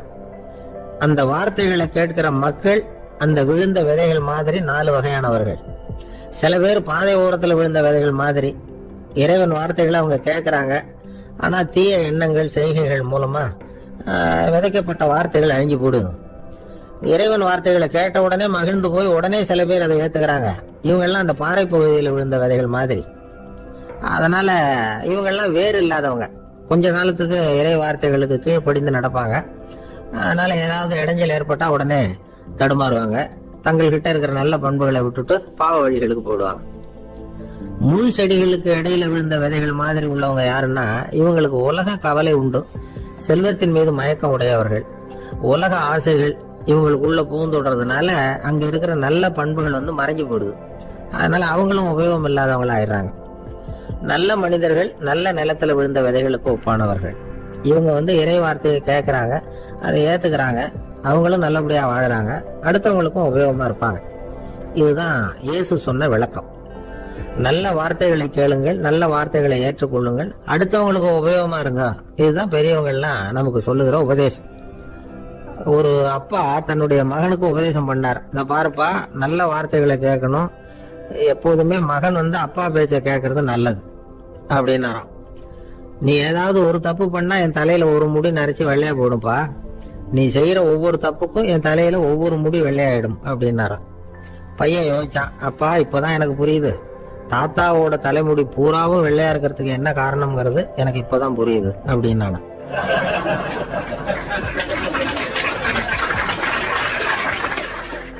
எனக்கு வாழ்க்கையில ஒரே ஒரு ஆசை தான் சார் அப்படின்னார் ஒருத்தர். அது என்னன்னு கேட்டேன். ஆசைகளை ஒழிச்சுடணுங்கிறது தான் என்னோட ஆசை அப்படின்னார். இப்படி ஆசைகளை ஒழிக்க வேண்டும் அப்படிங்கிறதையே ஒரு ஆசையா கொள்றது அபத்தம் அப்படிங்கிறார் ஒரு பெரியவர். இது மாதிரி ஆசைகளை ஒழிக்க ஆசைப்பட்டா அந்த நோக்கம் நிறைவேறாதான்.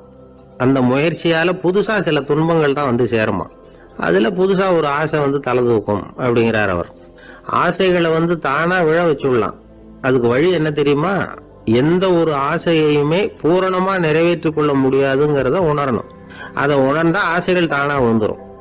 அதை விட்டுட்டு ஆசைகளை விட்டுடணுங்கிறதையே ஒரு ஆசையா வச்சுக்கிட்டு அதுக்காக கடுமையா முயற்சிகளையும் செஞ்சுக்கிட்டு, நான் ஆசைகளை விட்டுட்டு ஞானோதயம் அடையறதுக்கு கடுமையா முயற்சி பண்ணிட்டு இருக்கிறேன் சார் அப்படின்னு சொல்லிக்கிட்டு இருந்தா எந்த காலத்திலயும் ஞானோதயம் வரப்போறது இல்லை. அதுக்கு பதிலா துன்பம் தான் சேரும் அப்படிங்கிறது அவரோட கருத்து.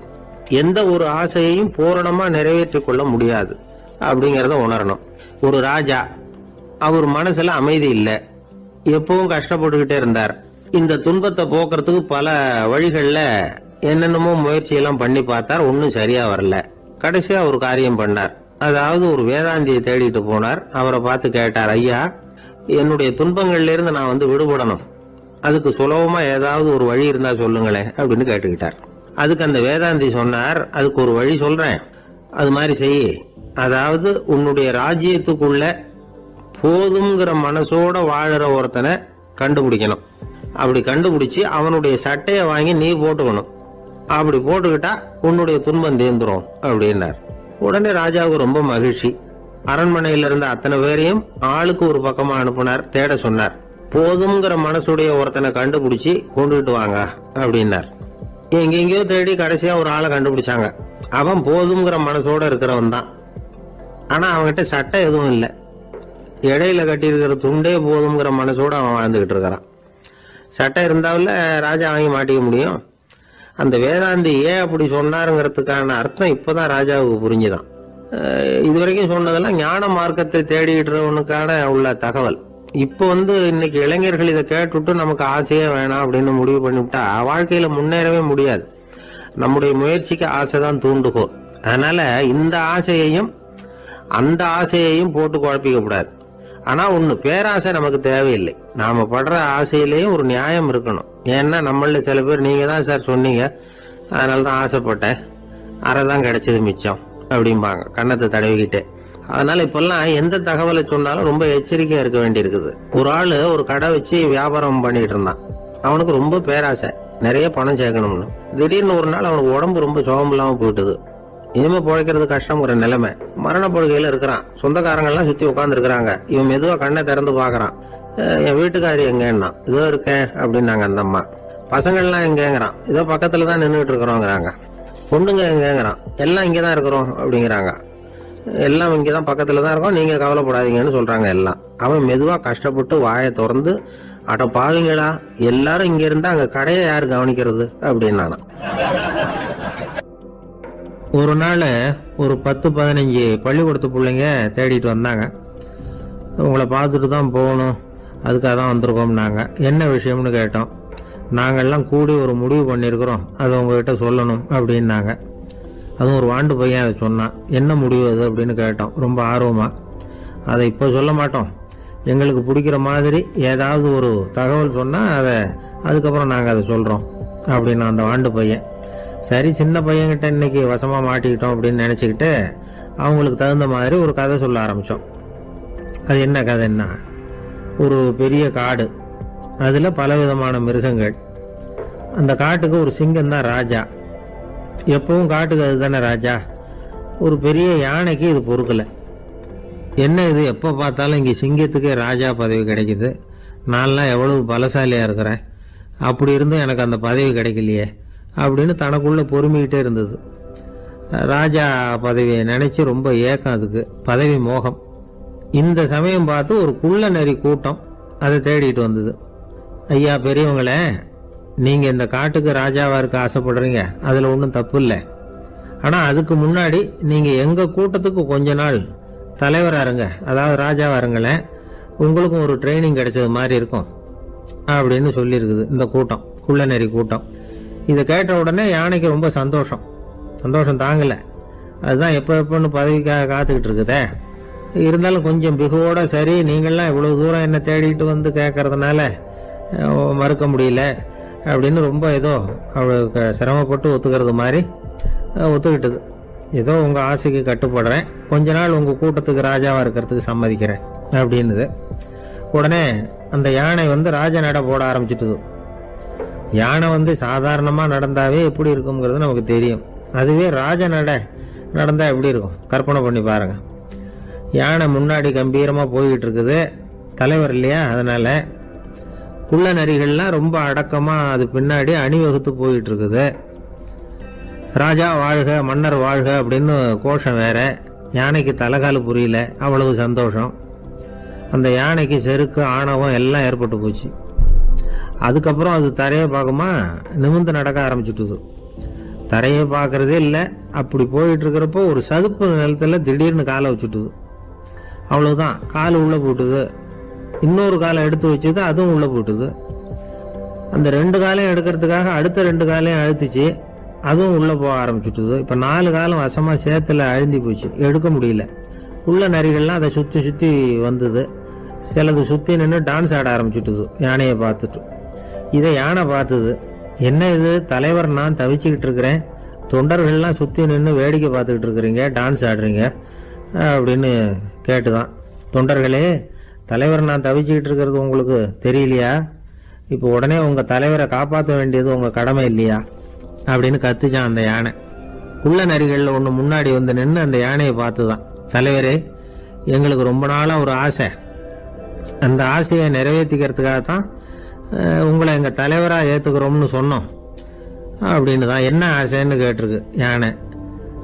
யானை கறி சாப்பிட்டு பார்க்கணுங்கிறது எங்களுக்கு ரொம்ப நாள் ஆசை, அது இன்னைக்கு தான் நிறைவேற போகுது அப்படின்னு தான் அந்த நரி. இதை கேட்ட உடனே அந்த யானை அப்படியே மூர்ச்சி ஆயிட்டு தான். நரிகள்லாம் அது மேலே ஏறி குதற ஆரம்பிச்சுட்டு தான்.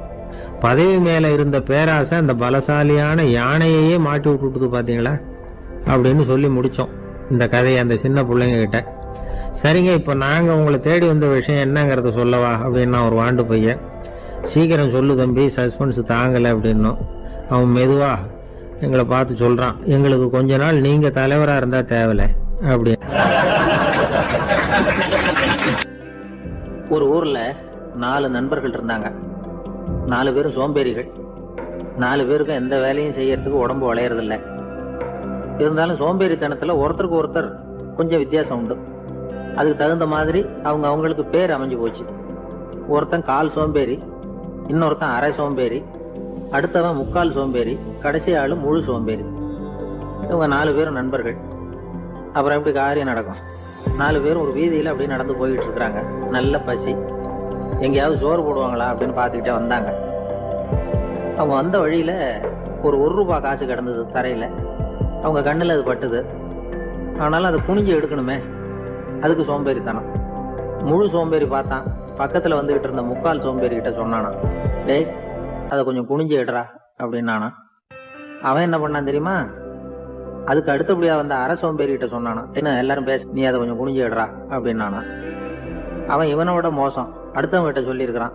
அவனும் குனியறதுக்கு தயாரா இல்லை. ஆக கூடி கடைசியில யாருமே காசை எடுக்கல. என்னத்துக்கு அனாவசியமா உடம்ப வளைச்சிக்கணும் அப்படின்னு எல்லாரும் பேசாம வந்துட்டாங்க. அவங்க பாட்டுக்கு நடந்து வந்துகிட்டே இருக்கிறாங்க. எதிரில் ஒருத்தன் வாழைப்பழத்தை வண்டியில வச்சு தள்ளிட்டே வந்தான். ரூபாய்க்கு 4 பழம்னு கூவி வித்துக்கிட்டே வர்றான். இப்ப அந்த முழு சோம்பேறி சொன்னானா, டேய் வழியில கிடந்தது ரூபா, அதையாவது எடுத்துக்கிட்டு வந்திருந்தா இப்ப இந்த பழத்தை வாங்கி ஆளுக்கு ஒன்று சாப்பிடலாமே அப்படின்னானா. ஆமா சாப்பிட்டுருக்கலாமே அப்படின்னாங்களாம் மற்றவங்களும். ஆனாலும் திரும்பி போய் அதை எடுக்கணும்னு யாருக்கும் தோணலை.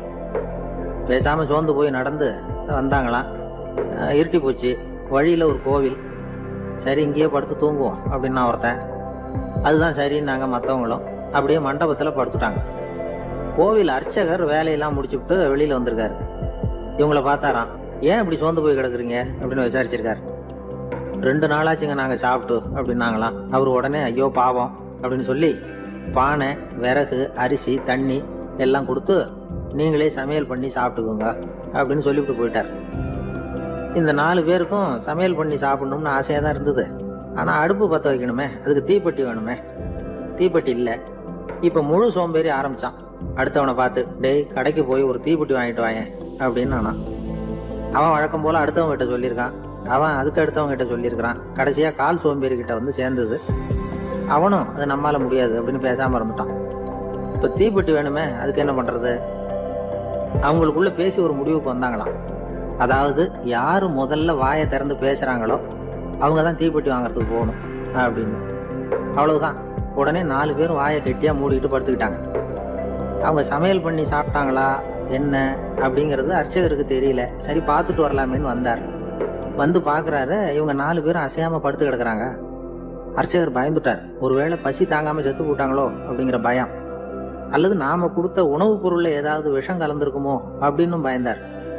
அப்படின்னா நம்ம மேல பழி வந்துருமே அப்படின்னு நினைச்சு நடுங்க ஆரம்பிச்சுட்டார். அப்புறம் அவரும் ஒரு முடிவுக்கு வந்தாராம். கோவிலுக்கு பக்கத்திலேயே ஒரு பெரிய குழி இருந்தது. அதுல ஒவ்வொருத்தரையா இழுத்துக்கிட்டு போய் போட்டார். கொஞ்சம் மண்ணை தள்ளினார்.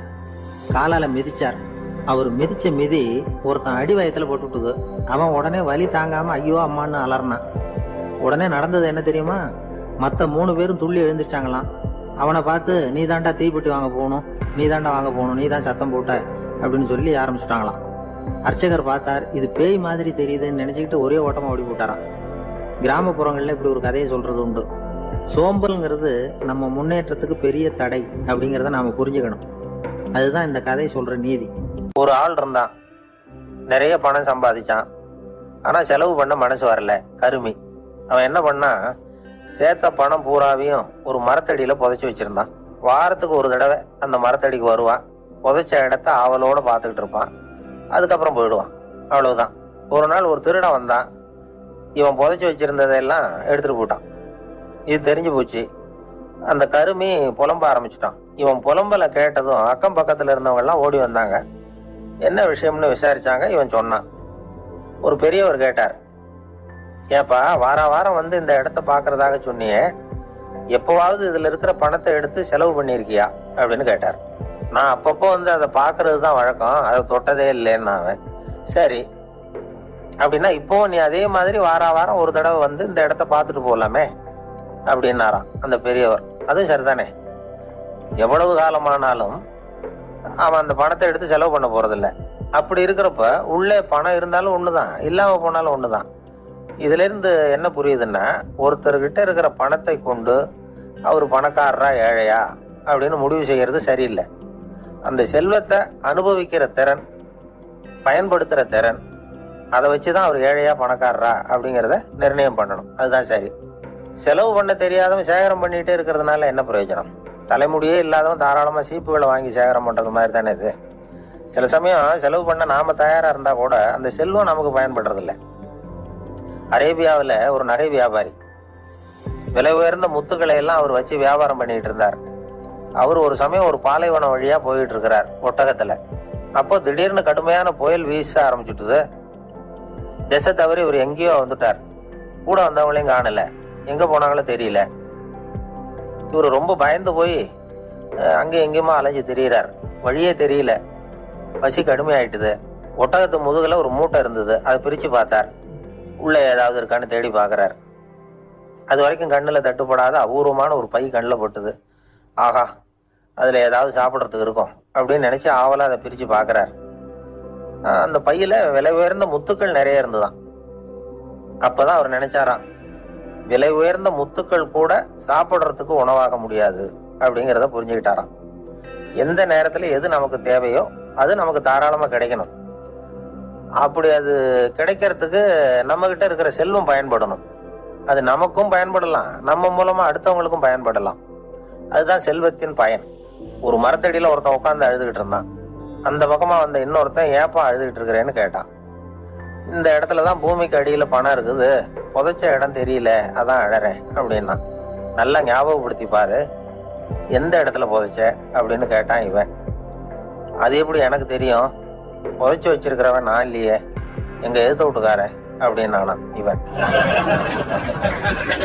அந்த ஆளு என்ன கண்ணா புண்ணான்னு திட்டி விட்டான் சார், அதை நினைச்சா எனக்கு ரொம்ப வருத்தமா இருக்கு அப்படின்னு சொல்லி கவலைப்பட்டார் ஒருத்தர். இதுல கவலைப்படுறதுக்கு என்ன இருக்குது அப்படின்னாரு ஒரு பெரியவர். அவர் ஒரு மகான்.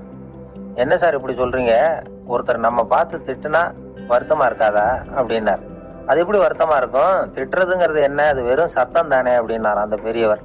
நம்ம ஆளுக்கு தலையை பிச்சுக்கலாம் போல இருந்தது. இருக்காது அப்படின்னா நமக்கு அப்படித்தானே தோணுது. அந்த பெரியவர் சொல்றது ரொம்ப பெரிய விஷயம். அதை நாம புரிஞ்சுக்க முயற்சி பண்ணலாம்னா நடைமுறை வாழ்க்கைக்கு அது ஒத்து வர்றது மாதிரி தெரிய மாட்டேங்குது. இருந்தாலும் அந்த பெரியவர் அதுக்கு என்னதான் விளக்கம் கொடுக்குறாருன்னு பார்ப்போமே. ஒரு ரயில் போயிட்டு இருக்கு, அதுல ஒரு சாது போயிட்டு இருக்கார். அந்த ரயில் வந்து அவரு ஹரித்வாரம் போயிட்டு இருக்காரு. அவரு ரயில்ல ஏகப்பட்ட கூட்டம். நம்ம ஊர் ரயில் கேட்க வேணும், டிக்கெட் வாங்கிட்டு கொஞ்சம் பேர், வாங்காத கொஞ்சம் பேர். அது என்னத்துக்கு அனாவசியமா டிக்கெட் அப்படிங்கிற நினைப்புல பாதி பேர். இந்த கூட்டத்துக்கு மத்தியில அந்த சாதுவும் போயிட்டு இருக்கிறார். உட்கார்றதுக்காக இருந்த இடத்துல ஒரு ஆள் படுத்திருக்கிறான். கொஞ்சம் முரட்டு ஆசாமி. அவன் காலு பக்கத்துல கொஞ்சோண்டு இடம் பாக்கி இருந்தது. அந்த இடத்துல இந்த சாது உட்காந்துருந்தார்.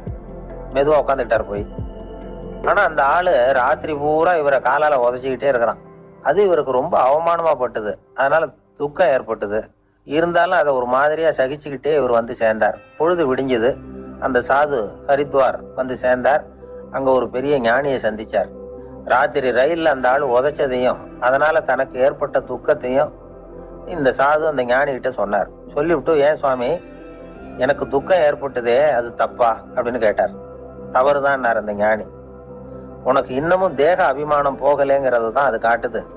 அஷ்டாவக்கரர் என்ன சொல்றார் தெரியுமா, உண்மையான ஞானி யாராவது தன்னை வந்தனை செய்தால் அதற்காக சந்தோஷப்பட மாட்டார், யாராவது நிந்தனை செய்தால் அதற்காக வருத்தப்பட மாட்டார் அப்படின்னு சொல்றார். நிந்தனைங்கிறது ஒரு ஒலி தான். தேகாபிமானம் இருக்கிற வரைக்கும் இந்த ஒலி நம்மளை வேதனைப்படுத்தும். நான் தேகம் இல்லை, ஆத்மா அப்படிங்கிற நினைவு இருந்தா இந்த ஒலி நம்மளை பாதிக்காது. மனு என்ன சொல்றார் தெரியுமா? ஒரு சாதகன் பாராட்டுதலை விஷம்னு நினைச்சு பயப்படணும், அவமானத்தை அமிர்தம்னு நினைச்சு சந்தோஷப்படணுங்கிறார். அவமானப்பட்டா கவலைப்படாம எப்படி இருக்க முடியும் அப்படின்னு தான் நமக்கு தோணும். அதனாலதான் நம்மள யாரும் இதுக்கு உதாரணமா யாரையும் காட்ட முடியல. புத்தரையும் கபீரையும் உதாரணமா காட்டுறாங்க. அவங்களுக்கெல்லாம் அவமானம் ஏற்பட்டப்போ கவலையே படலையாம். புத்தரை அவமானப்படுத்தணுங்கிறதுக்காக கௌசாம்பி ராணி ஒரு இளம் பெண்ணை கொலை பண்ணி சடலத்தை புத்தர் குடிசைக்கு முன்னாடி போட சொன்னார். போட்டாங்க. புத்தர் தான் அந்த பொண்ணை கெடுத்து கொலை பண்ணி விட்டாருன்னு எல்லாரும் நினைச்சாங்க. ஆனா புத்தர் இதை பத்தி கவலையே படல. அப்புறமா உண்மை தெரிஞ்சதும் புத்தர் புகழ் இன்னும் அதிகமாயிட்டது. ஒரு பெரிய சபையில ஒரு மோசமான பொண்ணு நுழைஞ்சு தனக்கும் கபீருக்கும் சம்பந்தம் உண்டுன்னு சொன்னா கபீர் கவலைப்படல. அவங்க மாதிரியெல்லாம் நாமளும் இருக்க கத்துக்கணும். நிந்தனை, அபகீர்த்தி, அவமானம் எல்லாம் ஆண்டவன் கொடுக்கிற பிரசாதம்னு நினைக்கணும் அப்படின்னு சொல்றார் அந்த ஞானி. இதை கேட்ட இந்த காலத்து ஆசாமி ஒருத்தர், நான் கூட அப்படிதான் சார், யாராவது அவமானப்படுத்தினா கவலைப்பட மாட்டேன். நேத்து கூட ஒருத்தர் என்ன பலார்னு அரைஞ்சுட்டார், நான் கொஞ்சம் கூட கவலைப்படலை, பேசாம வந்துட்டேன்னார். ஏன் அப்படி வந்துட்டீங்க அப்படின்னு. அவர் அரைஞ்சதுலேயும் ஒரு அர்த்தம் இருந்தது, அதனாலதான் அப்படி வந்துட்டேன்னார். ஏன் அரைஞ்சாருன்னு கேட்டேன். 10 வருஷத்துக்கு முன்னாடி 15 ரூபா அவர்கிட்ட கடன் வாங்கினேன், அதை கேட்டு கேட்டு பார்த்துட்டு கடைசியா தான் அரைஞ்சார் அப்படின்னார். ஆண்டவனுடைய பிரசாதம் இவருக்கு அடிக்கடி கிடைக்கும் போல இருக்கு. ஒரு அரசனும் அமைச்சரும் ஒரு நாள் ரொம்ப சாவகாசமா பேசிக்கிட்டு இருந்தாங்களாம். அரசன் அமைச்சரை பார்த்து ஒரு கேள்வி கேட்டிருக்கார். ஏங்க அமைச்சரே, ஆசை இல்லாத ஒரு மனுஷனால இருக்க முடியுமா அப்படின்னு. ஏன் முடியாது, துறவி அப்படிங்கிறவங்க எல்லாம் அப்படிப்பட்டவங்க தானே அப்படின்னாராம் அமைச்சர். அவங்க எல்லாம் உண்மையிலேயே ஆசையை விட்டவங்க தானா அப்படின்னு கேட்டாரா ராஜா. அப்படிதான் இருக்கணும் அப்படின்னாராம் அமைச்சர். அப்படின்னா ஆசையே இல்லாத ஒரு உண்மையான துறவியை நான் பார்க்கணுமேன்னார். அது என்ன பிரமாதம், அதுக்கு நான் ஏற்பாடு பண்றேன் அப்படின்னுட்டாரு இவரு. சொல்லிவிட்டு உடனே புறப்பட்டு போனார். அங்கங்க தேடினார். அப்புறம் தான் அவருக்கு புரிஞ்சுது உண்மை துறவியை கண்டுபிடிக்கிறது எவ்வளவு கஷ்டமான காரியம்னு. இருந்தாலும் ராஜா கிட்ட சொல்லியாச்சே உண்மை துறவியை காட்டுறேன்னு. இப்ப என்ன பண்றது? ராஜா கிட்ட சொன்னபடி நடக்கலைன்னா அவருக்கு கோவம் வந்துடும். அமைச்சர் ஒரு யோசனை பண்ணார். அவருக்கு ஒரு வழி தெரிஞ்சுது. அதுதான் சரின்னு முடிவு பண்ணார். அதாவது அந்த ஊர்ல அவருக்கு தெரிஞ்ச நாடக நடிகர் ஒருத்தர் இருக்கிறார், நல்லா நடிப்பார். அவரை போய் பார்த்தார். இதை பாருப்பா, எனக்காக நீ ஒரு காரியம் செய்யணும்னார். என்னன்னு கேட்டார் அவரு. நீ ஒரு துறவி மாதிரி கொஞ்ச நேரத்துக்கு நடிக்கணும். ராஜா உன்னை பார்த்துட்டு போற வரைக்கும் நடி, அது போதும். அதுக்காக உனக்கு 10,000 ரூபா தரேன் அப்படின்னார். அவர் எந்த காலத்துல இவ்வளவு பணத்தை மொத்தமா பார்த்திருக்காரு. அதனால உடனே சரின்னு ஒத்துக்கிட்டார். அமைச்சர் அரண்மனைக்கு திரும்பி வந்தார். என்ன அமைச்சரே, இன்னுமா ஒரு உண்மையான துறவி கிடைக்கலன்னார். உண்மையான துறவி ஒருத்தரை இப்பதான் கொஞ்ச நேரத்துக்கு முன்னாடி பார்த்து பேசிவிட்டு வர்றேன். அவர் நம்ம ஊருக்கு வெளியில குளத்தங்கரையில உள்ள ஒரு ஆலமரத்துக்கு அடியில் உட்காந்துருக்கிறார் அப்படின்னார் இவரு. அப்படின்னா உடனே புறப்படுங்க அப்படின்னார் ராஜா. பரிவாரங்களோட புறப்பட்டார். அங்க அந்த மரத்தடியில அந்த ஆளு வேஷம் போட்டுக்கிட்டு துறவி மாதிரி உட்காந்துருக்கிறான். ராஜா நேரா போனார். அந்த துறவி காலில் பொத்துன்னு விழுந்து வணங்கினார். உடனே ராணி அவர் காலில் விழுந்தாங்க. அடுத்தபடியா அமைச்சர் விழுந்தார். அவருக்கு தெரியும் இது நம்ம ஆளு தான்னு. இருந்தாலும் என்ன பண்றது, நேரம். அப்புறம் பரிவாரங்கள்லாம் துறவி காலில் விழுந்து ஆசீர்வாதம் வாங்கிட்டாங்க. ராஜா அப்புறமா தங்கத்தட்டுல பொண்ணையும் பொருளையும் வச்சு அந்த துறவி கிட்ட ரொம்ப பணிவா நீட்டுறார். தாங்கள் தயவு பண்ணி இதை ஏத்துக்கணும் அப்படின்னு வேண்டிக்கிட்டார். அந்த துறவி பற்று இல்லாம அதை பார்த்தார். எல்லாத்தையும் திறந்துட்ட எனக்கு இதெல்லாம் எதுக்காக அப்படின்னு சொல்லி அதை மறுத்துட்டாராம். ஆஹா, உண்மையான துறவியை பார்த்துட்டோம் அப்படிங்கிற ஆனந்தம் அரசருக்கு. ரொம்ப நிம்மதியா திருப்தியா திரும்பி வந்தார் அரண்மனைக்கு. அதுக்கப்புறம் அமைச்சர் யாருக்கும் தெரியாம அந்த துறவிகிட்ட ஓடினார். சொன்ன பிரகாரம் பணத்தை நீட்டினார். இந்தப்பா, நான் உங்ககிட்ட சொன்னபடி 10,000 ரூபா பணம் எடுத்துக்கோ அப்படின்னார். அந்த ஆள் ராஜா கிட்ட சொன்னது மாதிரியே எல்லாத்தையும் திறந்துட்ட எனக்கு இதெல்லாம் எதுக்காக, வேணாம் அப்படின்னு விட்டாராம். நடிச்ச வரைக்கும் போதும்பா, இனிமே இந்த நாடக வசனம்லாம் வேணாம், வேஷத்தை கலைச்சிருவோம், பணத்தை வாங்கிக்கோன்னார். இல்லைங்க, இது வேஷம் இல்லை, இது வசனமும் இல்லை, இது உண்மை. கொஞ்ச நேரம் துறவி மாதிரி நடிச்சதுக்கே இந்த தேசத்து ராஜா, ராணி, அமைச்சர், பரிவாரங்கள் எல்லாம் என் காலில் விழுந்து வணங்குறாங்க. அப்படின்னா உண்மையான துறவியா இருக்கிறது எவ்வளவு பெருமையான விஷயம். நான் உண்மையான துறவியா ஆக போறேன், அப்படி முடிவும் பண்ணிட்டேன் அப்படின்னார் அந்த நடிகர். வேஷம் கூட எப்படிப்பட்ட விளைவுகளை உண்டு பண்ணுது பாத்தீங்களா. நம்மால் ஒருத்தன் ரொம்ப வசதியா தான் இருந்தான். ஒரு நாள் அவன் சொத்து பூரா திருட்டு போட்டுது. அதுக்கப்புறம் இவன் துறவி மாதிரி ஆயிட்டான். ஊர் ஊரா சுத்தினான். ஒரு குருநாதரை தேடி கண்டுபிடிச்சான். அவர்கிட்ட சீடனா சேர்ந்துக்கிட்டான். அவனை பார்த்து ஒருத்தர் கேட்டார், நீ உண்மையான சீடன் தானான்னு. இல்லைங்க, சீடன் மாதிரி நடிச்சுக்கிட்டு இருக்கிறேன் அப்படின்னா. அது குரு துரோகம் இல்லையா அப்படின்னு கேட்டார் அவர். இல்லைங்க, நான் பண்ணது குரு துரோகம் இல்லை,